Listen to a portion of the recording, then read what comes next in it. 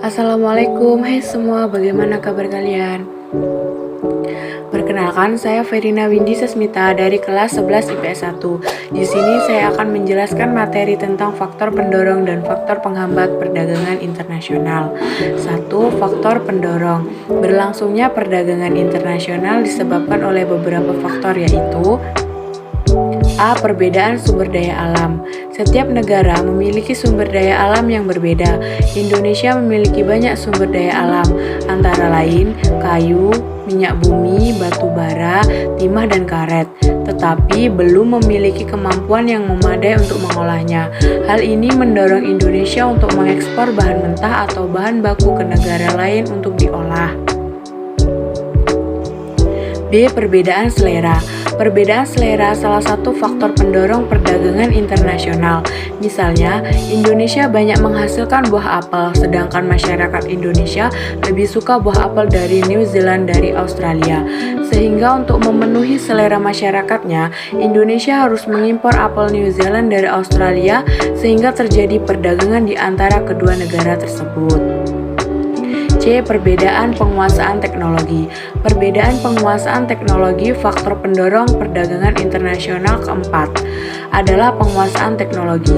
Penguasaan teknologi yang tidak merata antar tiap negara menyebabkan terjadinya perdagangan internasional. Contohnya, Indonesia mengimpor mobil dari Jepang karena Jepang memiliki teknologi pembuatan mobil yang maju.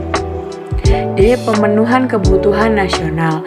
Ada kalanya suatu negara tidak mampu memenuhi semua barang dan jasa yang menjadi kebutuhan penduduk, sehingga untuk memenuhinya, suatu negara perlu mengimpor barang dan jasa tersebut dari luar negeri. Dengan demikian, kebutuhan produk dapat dipenuhi.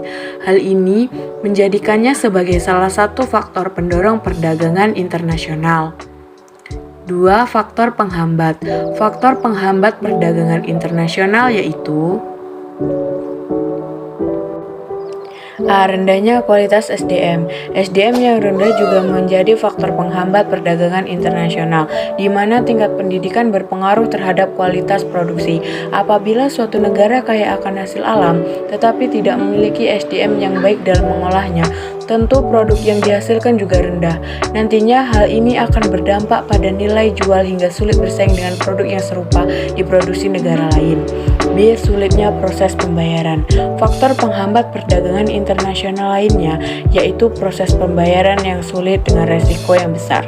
Jika terjadi transaksi perdagangan internasional dalam suatu perusahaan, jumlah yang harus dikeluarkan sangat banyak. Hal ini yang kemudian akan merepotkan dan memiliki resiko besar. C. Keamanan suatu negara yang kurang. Konflik dan peperangan juga dianggap sebagai salah satu penghambat perdagangan internasional. Jika kondisi keamanan suatu negara tidak stabil, seperti kerusuhan dan peperangan, negara-negara lain akan merasa takut untuk melakukan perdagangan.